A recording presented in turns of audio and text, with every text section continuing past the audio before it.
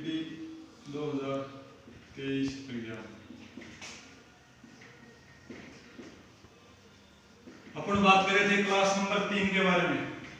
आज टॉपिक चल रहा था क्लास 3। 2 क्लासें कंप्लीट हो चुके हैं। बात चल रही थी औसत की। तो आज औसत पर फर्स्ट पहला क्वेश्चन करते हैं। औसत के अंदर संख्याएं होती हैं। अभाज्य संख्या पर बात हो रही थी। अभाज्य संख्या, तो अभाज्य संख्या क्या होती है? वे सभी संख्याएं जिसमें किसी भी संख्या का भाग नहीं जाता। वे सभी संख्याएं जिसमें किसी भी संख्या का भाग नहीं जाता। जिसमें किसी भी संख्या का भाग नहीं जाता। किसी भी संख्या का भाग नहीं जाता अभाज्य संख्याएं कहलाती हैं। भाग नहीं जाए अभाज्य संख्याएं कहलाती हैं। अर्थात हम कह सकते हैं अभाज्य संख्याएं वे संख्याएं होती हैं जिसके गुणनखंड नहीं किए जा सकते। जिसके गुणनखंड नहीं किए जा सकते, जिसके फैक्टर टुकड़े नहीं होते। अर्थात जैसे 37 अभाज्य संख्या, इसके ओनली 1 गुना 37 ही टुकड़ा हो सकता है। 35 जैसे है 5 × 7, तो इसके क्या होते हैं? टुकड़े होते हैं। तो ये अभाज्य संख्या नहीं है। इसको कौन सी संख्या बोलते हैं? भाज्य संख्या बोलते हैं। अपन बात करते हैं अभाज्य संख्या था जिसके कोई भी टुकड़ा नहीं किया जा सकता। तो याद रखना है 1 से लेकर 100 तक, 1 से 100 तक ऐसी अभाज्य संख्याएं कितनी हैं? 25। 1 से लेकर 100 तक की अभाज्य संख्याओं की जो गिनती होती है वो होती है 25। अभाज्य संख्याएं जैसे प्रथम अभाज्य संख्या है 2, एकमात्र प्रथम और सम अभाज्य संख्या 2 देखने को मिलती है। फिर है 3, 5, 7, 11, 13, 17, 19, ये संख्याएं अभाज्य संख्याएं कहलाती हैं। 19 के बाद में अगला आता है 23, 23 के बाद में 29, फिर आता है 31, फिर आता है 37, फिर आता है 41, 43, 47, 53। ये सभी संख्याएं अभाज्य संख्याएं कहलाती हैं। 53 के बाद में 59, 61, 67, 71, 73,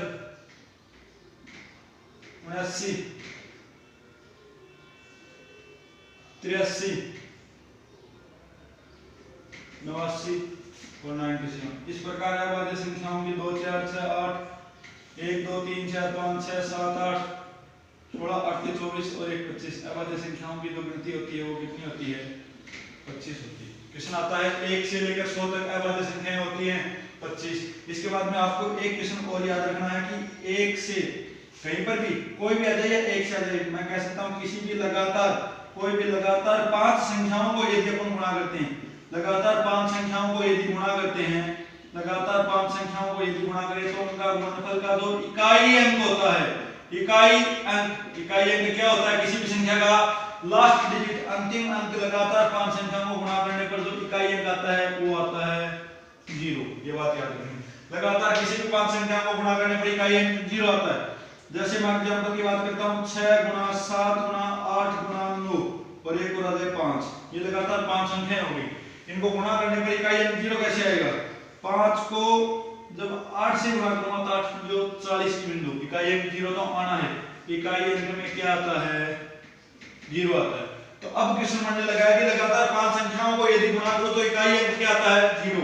लेकिन क्वेश्चन आता है यदि मैं 1 से लेकर 100 तक की सभी संख्याओं को गुणा करूं, अर्थात 1, 2, 3 मैं गुणा करूं 99 × 100, तो इकाई अंक में कितने 0 आएंगे? तो इकाई अंक ये तो सबको पता चल गया 0 आता है। लेकिन कितने 0 आते हैं? 1 से 100 तक की सभी संख्याओं को गुणा करने पर इकाई अंक में जो 0 आते हैं उन 0 की संख्या होती है 24। ऐसे 1 से 100 तक की संख्याएं गुणा करेंगे तो इकाई अंक लास्ट में 24 0 आते हैं। क्वेश्चन याद रखना है 1 से 100 तक की संख्याओं को गुणा करने पर इकाई अंक 0 तो आता है, लेकिन कितने 0 आते हैं? 24। अब बात करता हूं मैं औसत के प्रश्नों के बारे में। लगातार संख्याओं का औसत ज्ञात करना। फर्स्ट पार्ट पढ़ेंगे, लगातार आने वाली संख्याओं का औसत ज्ञात करना। लगातार आने वाली संख्याओं का औसत, लगातार आने वाली संख्याओं का औसत ज्ञात करना। साथियों फर्स्ट पॉइंट याद रखना है, औसत हमेशा मध्य में स्थित होता है। औसत हमेशा मध्य में स्थित होता है। औसत क्या होता है? मध्य में होता है। औसत होता है मध्य बिंदु। जैसे क्वेश्चन आता है 16, 17, 18, 19 और 20 का औसत होता है, तो औसत हमेशा मध्य में स्थित होता है। आंसर आएगा इसका 18। 18 क्या कहलाता है? औसत कहलाता है। लेकिन अपने को जो एमटीआर याद रखनी है, कोई भी औसत याद करनी तो औसत का सूत्र याद रखना है, एमटीआर याद रखनी है, प्रथम संख्या प्लस अंतिम संख्या बटा 2 उस प्रश्न का औसत कहलाता है। प्रथम संख्या प्लस अंतिम संख्या बटा 2 किसी भी प्रश्न का औसत कहलाता है। यदि संख्याएं क्या होनी चाहिए? लगातार होनी चाहिए। प्रथम संख्या देखने को मिलती है 16 और अंतिम संख्या देखने को मिलती है 20। 16 प्लस 20 बटा 2 ये हो गए 36 बटा 2। औसत क्या आएगा? 18। इस प्रकार की औसत हमेशा मध्य में स्थित होता है, औसत आता है 18। तो फिर क्वेश्चन आपको आ जाए कि आपको कह दे 10, 12, 14, 16, 18 और 20 का औसत होता है। मैं कह रहा हूं औसत फर्स्ट प्लस लास्ट बिंदु होता है। पहली संख्या 10, लास्ट संख्या 20 बटा 2, 30 बटा 2, औसत आना है 15। ऐसे देखें तो औसत मध्य होता है 1, 2, 3, 4, 5, 6, 3 उधर मध्य बिंदु है। ये 14 और 16 के मध्य में हमेशा क्या आता है? 15 आता है। ये बात है। आगे देखो संख्याओं का औसत अभी अपने को याद रखना है। औसत का एक ही पॉइंट याद रखना है। अब तक की क्लास में फर्स्ट एमटीआर मुझे तुम रट लो। क्या याद रखना है? औसत होता है किसी भी संख्या का औसत उसका प्रथम संख्या प्लस अंतिम संख्या बटा 2 होता है। प्रथम संख्या प्लस अंतिम संख्या बटा 2 होता है। अब मैं बात करता हूं क्वेश्चनों की। क्वेश्चन आएगा 100 तक, ऐसे क्वेश्चन आपको देखने को मिलेंगे। 100 तक सभी संख्याओं का औसत होता है। 100 तक की सभी संख्याओं का औसत ज्ञात करो। औसत का सबसे छोटा क्वेश्चन देखने को मिलता है। 100 तक की सभी संख्याओं का औसत होता है। ऑप्शन मिलेंगे 50, 49.5, 48 और 50.5। ऐसे ऑप्शन आपको देखने को मिलते हैं। देखो भाई कैसे करते हैं। 100 तक की पहले तो क्वेश्चन को सरल करने के लिए सबसे पहले लिखोगे 100 तक की सभी संख्याओं की शुरुआत कहां से होती है? 1 से। फिर बाद में लिखोगे 2, 3। ऐसे आपको पूछना चाहता है 98, 99 और 100 इतनी बड़ी संख्याओं का औसत पूछना चाहता है। अरे औसत क्या होता है? औसत होता है प्रथम संख्या प्लस अंतिम संख्या बटा 2 उसका औसत कहलाता है। तो प्रथम संख्या देखने को मिलती है वो है 1 और उस अंतिम संख्या देखने को मिलती है वो है 100। 1 प्लस 100 बटा 2 101 बटा 2 और 101 बटा 2 जो होता है वो है 50.5। तो 100 तक की सभी संख्याओं का औसत कितना होता है? 50.5। ऐसे क्वेश्चन आपको अलग क्वेश्चन मिलता है। क्वेश्चन आता है 100 तक की सभी सम संख्याओं का औसत बताओ। सम संख्याओं का औसत बताओ। सम संख्या का औसत होता है 100 तक की सभी सम संख्याओं का औसत होता है। 100 तक की सभी सम संख्याओं का औसत होता है। अरे तो बात करता है सम संख्याओं की, तो सम संख्या पहली सम संख्या क्या देखने को मिलती है? 2 मिलती है। दूसरी क्या है? 4। तीसरी क्या है? 6। इस प्रकार अंतिम सम संख्या क्या है? 98 और उससे अगली 100। इस क्वेश्चन को थ्योरी होगी। इनका औसत पूछना। सम संख्या 2, 4, 6, 800 औसत होता है फर्स्ट प्लस लास्ट बटा 2। 102 बटा 2 औसत जो देखने को मिलता है वो होता है 51। ये बात की थी औसत की। मैं औसत के बाद में बात करता हूं योग की। किस टॉपिक की बात करता हूं? योग की बात करता हूं। क्वेश्चन पूछता है योग। बेटा योग होता है उस क्वेश्चन का औसत। योग कब आता है? जब किसी संख्या का औसत दिया हुआ होता है तो औसत को नंबर ऑफ काउंटिंग संख्याओं से गुणा कर दिया जाए तो योग प्राप्त होता है। जैसे बात करता हूं मैं 2 व्यक्तियों की औसत आयु। जैसे मैं एग्जांपल के तौर पर समझाना चाहता हूं आपको कि 2 व्यक्तियों की औसत आयु दे रखी है। 2 व्यक्ति दे रखे हैं जिनकी औसत आयु, एवरेज आयु आपको दे रखी है 20 वर्ष।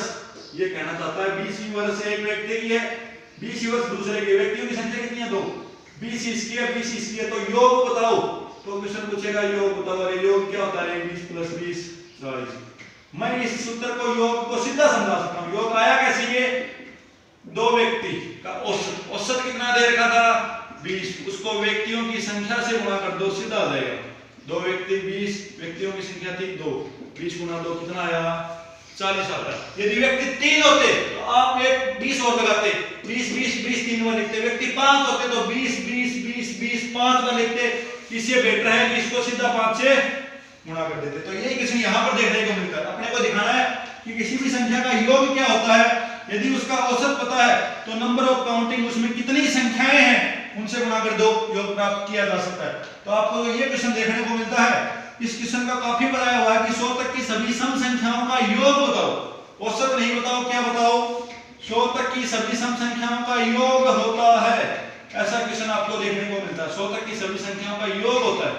तो बेटे योग क्या होता है, अपने को क्या पूछा है योग। कहां तक पूछा है 100 तक की, तो लिखोगे 2 4 6 98 और 100। क्वेश्चन कहना चाहता है कि 2 + 4 + 6 + 98 + 100 का मान बताओ। क्वेश्चन कह रहा है कि 100 तक की सभी सम संख्याओं का योग बताओ। इस क्वेश्चन को कैसे करते हैं बेटे, योग को करते समय पहले करते हैं औसत, और उस औसत को संख्याओं से गुणा करते हैं। औसत क्या होता है फर्स्ट प्लस लास्ट, औसत होता है 2 + 100 बटा 2। ये क्या आ गया उसका औसत आ गया, और उसमें संख्याओं से गुणा करेंगे। बताओ 2 से लेकर 100 तक कितनी सम संख्याएं होती हैं। 2 से लेकर 100 तक कितनी सम संख्याएं होती है, तो 2 से 1 से 10 तक बताओ पहले। 1 से 10 तक कितनी सम होती है। 1 से 10 तक 2 सम है, 4 सम है, 6 सम है, 8 सम है, 10 तक सम। 1 2 3 4 5 सम होती है। 1 से 10 तक 5 सम होती है, इसका मतलब आधी सम होती है। और आधी क्या होती है विषम। इसका मतलब आधी सम होती है और आधी क्या होती है विषम देखने को मिलती है। तो 1 से 10 तक यदि कितनी सम हो गई 5। तो बात करते हैं 1 से 100 तक, तो 1 से 100 तक जो सम संख्याएं होती हैं वो आधी होती हैं। तो सम संख्याओं का मान मैं 50 लिख सकता हूं। अब हो गए 1 + 100 2 + 100 102 बट्टा में 2 इंटू में 50। इस प्रकार जब मैं 2 का भाग इसमें दूंगा तब 51 देखने को मिलता है, और 51 को 50 से गुणा कर दूंगा तो 5 2 5 2550 है। वो 2 से लेकर 100 तक की सभी सम संख्याओं का योग होता है। अपन 3 नंबर अगला पॉइंट पढ़ रहे हैं। तो इंपॉर्टेंट क्वेश्चन है, यहां से क्वेश्चन एक कंफर्म फंसता है। लगातार आने वाली प्राकृत संख्या, तो लगातार आने वाली है प्राकृत संख्या के कई बार क्वेश्चन पूछता है। फर्स्ट पॉइंट 1 नंबर पॉइंट, लगातार आने वाली जो प्राकृत संख्याएं हैं उनके वर्गों का योग इससे क्वेश्चन पूछता है। उनके वर्गों का योग या औसत। औसत कब आएगा, औसत कब आएगा जब औसत तो अपने को आना आसान है, क्योंकि औसत क्या होता है दी गई सभी संख्याओं का योग बट्टा में कुल संख्या से औसत आ जाएगा। लेकिन औसत आने के लिए पहले योग आना जरूरी है। तो योग का सूत्र अपने को याद है। लगातार आने वाली जो प्राकृत संख्याएं हैं उनके वर्गों का योग का सूत्र होता है। क्या पूछना चाहता है पहले ये देखो, पहले समझ में आना चाहिए क्या पूछना चाहता है। लगातार आ रही 1 का स्क्वायर प्लस 2 का स्क्वायर प्लस 3 का स्क्वायर प्लस 4 का स्क्वायर प्लस 5 का स्क्वायर, ऐसा क्वेश्चन आ जाए तो वो सूत्र ये सूत्र लगेगा कि 1 से 5 तक की सभी संख्याएं वो प्राकृत संख्याएं हैं और उनके वर्गों का योग होता है n इंटू में n प्लस 1 इंटू में 2n प्लस 1 बटा में 6। ये होता है। याद कर रखना लगातार आने वाली प्राकृत संख्याओं के वर्गों का योग, 1 का वर्ग 2 का वर्ग 3 का वर्ग 5 का वर्ग का सूत्र होता है। परीक्षा में 10 तक वर्ग आ जाए, 20 तक वर्ग आ जाए, 30 तक आ जाए तो ये सूत्र ये लगाने को। अब इस प्रश्न को करो। इस प्रश्न में n का मान कितना है रे 5 है। 1 2 3 4 और 5 कहां तक चोरी है 5 तक। n का मान है 5 n plus 1 5 plus 1 6 question 2n 2 गुना में n 2 गुना में 5 10 प्लस 1 बटा में 6 देखने को मिलता है। अरे तो अब देखो रे 5 का 5 प्लस 1 6 10 प्लस 1 11 बटा में 6। अरे 6 से 6 कट गया तब कितना आया रे 55 आया। कितना आया 55। जब आपको पूछ ले कि 1 से लेकर 5 तक की सभी संख्याओं के वर्गों का योग होता है तो योग कितना होता है 55। करने को तुम ऐसे भी कर सकते हो 5 का स्क्वायर 25 प्लस 16 41 प्लस 9 50 प्लस 2 का स्क्वायर 54 प्लस 1 का स्क्वायर 1 55। वो भी इतना, लेकिन क्वेश्चन बड़ा भी तो आ सकता है 10 तक आ जाए 25 तक आ जाए। क्वेश्चन की शुरुआत ही यहां से कर दे तब क्या करोगे, तब जो तुम्हारा सिस्टम कर दे योग होता है 55। अब क्वेश्चन पूछ ले, आपको क्वेश्चन पूछ ले कि 1 से लेकर 10 तक की सभी संख्याओं की 1 से 10 तक की सभी प्राकृत संख्याओं के वर्गों का औसत होता है, योग ना पूछ के औसत होता है, ऐसा क्वेश्चन आ जाए और आपके सामने ऑप्शन देखने को मिल जाए, वो ऐसे आ जाए 55, 38.5, 385 और 40। अब क्या करोगे? ये क्वेश्चन कहता है कि प्राकृत संख्याओं के वर्गों का औसत होता है योग बटा में 2। तो अपने को पहले योग निकालना पड़ेगा। प्राकृत संख्याओं के योग 1 का स्क्वायर प्लस 2 का स्क्वायर प्लस ऐसे ऐसे ये 9 का स्क्वायर प्लस 10 का स्क्वायर का योग, ये तो आएगा योग, और इसमें 10 का भाग दे देंगे तो क्या आ जाएगा? औसत आ जाएगा। ये औसत का सूत्र हो गया योग बटा में। योग क्या होता है? योग के ये सूत्र n का मान कितना आ गया? 10। 10 कोष्टक 10 प्लस 1 11, 2 गुणा में 10 20 प्लस 1 21, ये हो गया बटा में 6। ये तो औसत का सूत्र हो गया। यहाँ से औसत आएगा। पहले औसत निकालता हूँ, यहाँ से पहले निकालता हूँ योग, ये आ जाएगा योग। इस प्रकार इसको सरल किया तब योग कितना आ गया? 10 गुणा में 11 गुणा में 21 बटा में 6। सरल किया तब योग आ गया, योग का मान आ गया 385।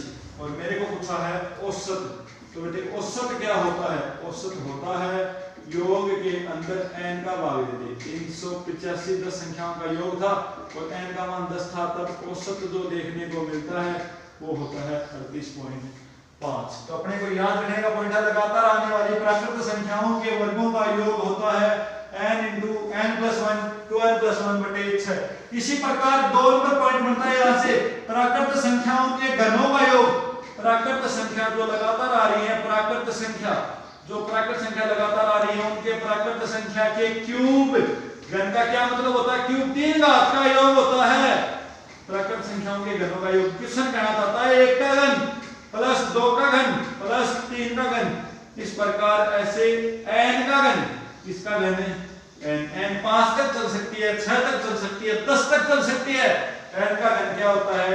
n का घन जहां तक ये जारी है n, उसके बाद में n में प्लस 1 जोड़ के बट्टा में 2 लगा के n × n + 1 बटा 2 का होल स्क्वायर होता है। याद ये रखना है। इससे आएगा उनका क्या आएगा? योग आएगा। और जब योग आ जाए तो उस योग में 2 का 5 है तो 5 का, 10 है तो 10 का भाग देते ही औसत आ जाता है। इस प्रकार ये आपने पढ़ लिया कि प्राकृत संख्याओं का औसत पढ़ लिया, प्राकृत संख्याओं का योग पढ़ लिया, प्राकृत संख्याओं के वर्गों का योग पढ़ लिया और प्राकृत संख्याओं के घनों के योग की अपन ने बात की है। तो अब अपने को अगली क्लास में अपन सीधा पढ़ेंगे किसी भी अनगिनत संख्याओं का औसत, संख्याओं पर और सूत्रों पर आधारित औसत पूरा हो चुका है। अब अपन पढ़ेंगे एक कक्षा में कुल विद्यार्थी कितने हैं, एक चुनाव का औसत पूछेंगे, एक क्लास के औसत पर क्वेश्चन पूछेंगे, आने और जाने पर आधारित औसत बात करेंगे। कक्षा में 10 टीचर है, उनकी औसत आयु कितनी है? यदि एक नया बच्चा और शामिल हो जाए कक्षा में तो औसत आयु में 2 की वृद्धि हो जाती है। तो क्या करें? औसत आयु ज्ञात करो, व्यक्ति की आयु ज्ञात करो, ऐसी क्यों करेंगे। अपन डेली क्लास देखने के लिए अपने इस चैनल पर डेली एसएससी हिंदी की एक क्लास आपको मैथ की डेली मिलेगी। कल अपने इसे आगे के टॉपिक की बात करेंगे और किसी भी प्रकार का कोई डाउट है तो नीचे मैसेज कर देना। धन्यवाद। ये बता दें।